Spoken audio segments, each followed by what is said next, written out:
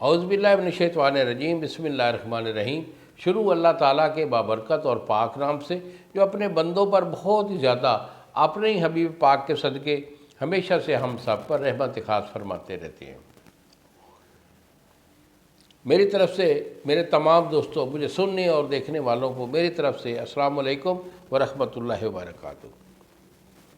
जी तो दोस्तों, आज मैं आपको क़ुव्वत ख़ास के लिए, मर्दानी ताकत के लिए एक छोटा सा सिंपल सा एक फार्मूला दे रहा हूँ। अगर मेरे इस फार्मूले को हमेशा अपनी लाइफ में शामिल रखेंगे तो इंशाअल्लाह क़ुव्वत ख़ास में कभी कमी नहीं आएगी। ना तो आपका मादा जो है वो कम बनेगा, मादे का ढेर हो जाएगा, और एक्टिविटी तो बाकमाल रहेगी। इसमें दो ही चीज़ें हैं सिंपल सी। इसको हम बोलते हैं को भुने हुए चने। ये चने होते हैं ना, भुने हुए चने आपने लेने हैं। ये आपके 5 तोले हैं, और किशमिश, इसको सौगी भी बोलते हैं, किशमिश, ये आपके 5 तोले। फ़कत दो ही चीज़ें।